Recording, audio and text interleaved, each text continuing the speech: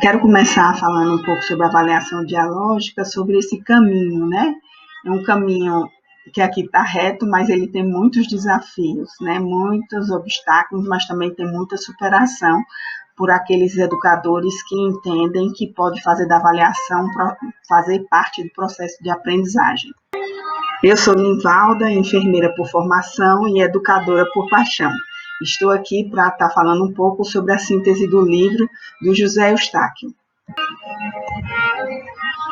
Então, esse livro que nós estamos falando, Avaliação Dialógica, Desafios e Perspectivas, os meus antecessores já falaram do capítulo 1 e 2, eu vou estar falando do capítulo 3, que se concentra nas etapas da avaliação dialógica.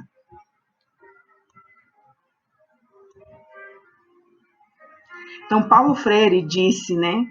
Não posso pensar pelos outros, nem para os outros e nem sem os outros. E o José Eustáquio falou que a avaliação dialógica se compreende nesse processo de negociação, pactuação, de troca, né, de compartilhamento de informações. E a avaliação da aprendizagem é um tipo de investigação. E também de um processo de conscientização. Achei muito legal quando o livro traz isso, né? Que é uma conscientização não só do facilitador, mas principalmente do educando e de todo o corpo docente daquela instituição. E aí eu pergunto para vocês, existe avaliação, na avaliação dialógica tem passos? Quem acha que tem passo, diz aí. Quantos passos você acha que a avaliação dialógica tem? Sim, ela tem passos, e nós vamos conhecê-los agora. Chamo você agora para a gente conhecer alguns passos da avaliação dialógica. Então, nós temos, de acordo com o livro, 5 passos necessários para essa avaliação, que vai desde a identificação do que vai ser avaliado, a negociação e estabelecimento dos padrões, um terceiro passo, que é a construção dos instrumentos de medida de avaliação, um quarto passo, que é a medida de avaliação, e o quinto passo, que é a análise dos resultados na tomada de decisão. Vamos conhecer o primeiro passo um pouquinho mais? Então, o nosso primeiro passo fala sobre a identificação do que vai ser avaliado. E aí, o que a gente vai avaliar, né? A maior parte das escolas brasileiras, os objetivos dos planos de cursos, eles são estabelecidos antes do início letivo e conta apenas com a participação dos professores especialistas. E o que é que esse livro propõe de novo, né? Que a gente envolva os educandos, né? Os pais, né? As pessoas que fazem parte desse processo de aprendizagem, desde o plano de curso até a chegada da avaliação. E nesse passo da identificação do que vai ser avaliado, nós vamos falar um pouquinho sobre o plano de curso. Acho que todo mundo aqui conhece, né, o plano de curso, que é um instrumento, uma ferramenta, né, que é solicitada por todo o curso que é realizado. Mas muitas vezes ele passa a ser um instrumento apenas burocrático. E o livro traz que a gente precisa fazer desse plano de curso uma carta, né? Uma carta náutica, um mapa da mina, onde todos têm acesso, né? E vão seguindo as pistas, as orientações que esse plano de curso deve ser dado. Então, o plano de curso ele precisa ser feito, mas não guardado dentro de uma gaveta, e sim ser o norteador durante todo o processo de aprendizagem. Ele também deve ser flexível, né, podendo ser alterado conforme as necessidades desse grupo de pessoas que estão envolvidas nesse processo. E um outro instrumento que a gente também utiliza, né, que a gente está trabalhando como ferramenta, nos apoiando para poder fazer essa avaliação dialógica, é a taxonomia dos objetivos educacionais, mais conhecida como taxonomia de Bloom, né? E nessa taxonomia, agora eu vou passar um vídeo para vocês. Olá! Hoje vamos falar sobre taxonomia de Bloom e suas aplicações em objetivos educacionais. A taxonomia de Bloom é um instrumento que auxilia a identificação dos objetivos ligados ao conhecimento, com finalidade de facilitar o processo de aprendizagem. Suas principais vantagens são fazer com que o aluno estabeleça uma curva de aprendizagem, estimular com diferentes técnicas de assimilação, diminuir tempo de aula enquanto amplia a reflexão com técnicas de ensino à distância e escolha do método de avaliação de acordo com o público-alvo.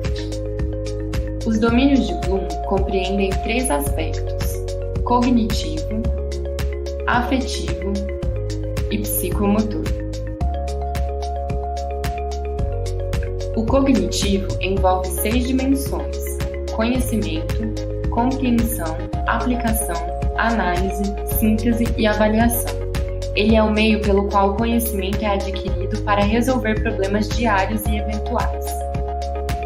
O domínio afetivo envolve a receptividade, resposta, valorização, organização e caracterização, responsáveis por desenvolvimento de sentimento e posturas diante de algum assunto. O domínio psicomotor compreende 4 áreas: imitação, manipulação, articulação e naturalização, que desenvolve habilidades físicas específicas. Mas preste atenção, planejar métodos de ensino não é fácil. É necessário conhecer seu público e suas necessidades. Você deve explorar domínios de acordo com a vivência do seu público. Além disso, a taxonomia de Bloom é uma ferramenta para a melhoria do ensino, mas você pode ser criativo e explorar novos métodos. Obrigada e boa aula!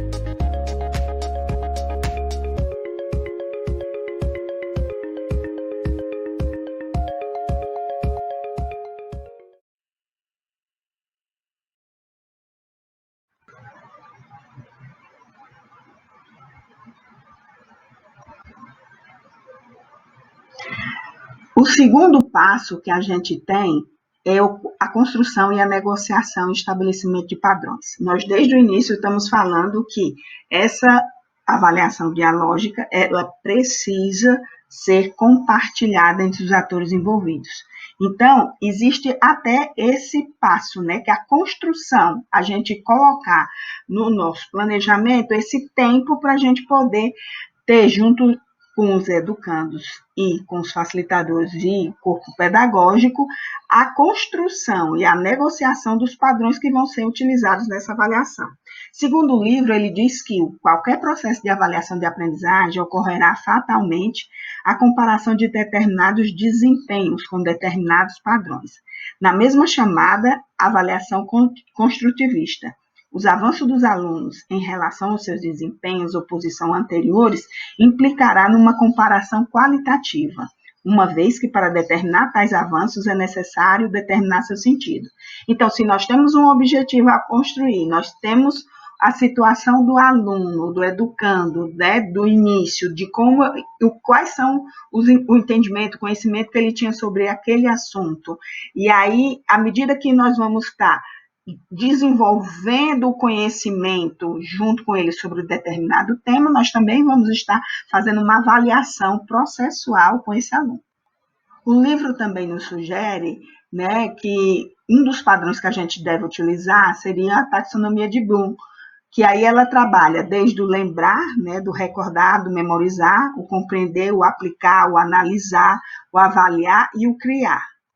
Para Bloom, ele aponta que como nós estamos falando de padrões, né, aqui faz uma proposta que seria mais ou menos assim, né? A primeira nota de um quadro para quem resolve as questões de memorização, uma nota de 4 a 8 para quem resolve todas as questões de compreensão, e a nota de 8 a 9 para quem resolve as questões de aplicação, e 10 para quem resolve tudo.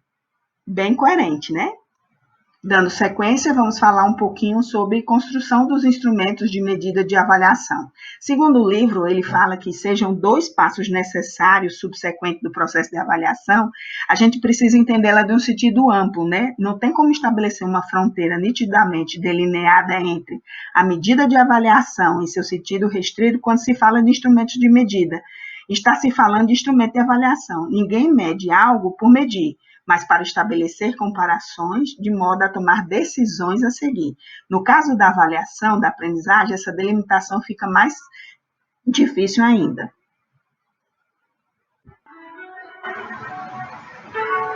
E agora vamos conhecer o 4º passo, procedimento da medida da avaliação.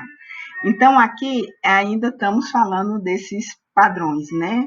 E aí ele faz um exemplo que é da seguinte questão: se todos acertam todas as questões, se não acertam nenhuma questão, se acertam questões apenas de conhecimento, se acertam somente as questões de compreensão, se apenas as questões de aplicação. E aí tudo isso baseado na taxonomia de Bloom, né? E para finalizarmos, temos aí a análise dos resultados. A análise dos resultados dos alunos, né, do desempenho de cada um, ele precisa ser comentado, trabalhado, de modo que o círculo de avaliação de investigação deu feedback para esses alunos de como eles chegaram, mostrando e traçando a linha da aprendizagem dele, das coisas que ele ganhou, das avaliações, desses desempenhos, né, desse processo de aprendizagem que ele está recebendo e também dando, né, e se transformando automaticamente.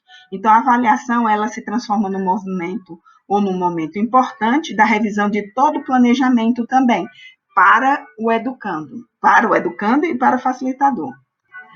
No nosso modo de entender, a parte precisa ser trabalhado em conjunto, como foram todas as outras etapas anteriores.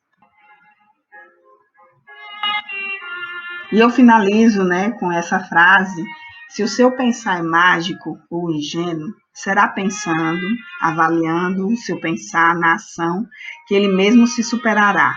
E a superação não faz no ato de consumir ideia, mas no de produzi-las e de transformá-las na ação e na comunicação. Obrigada.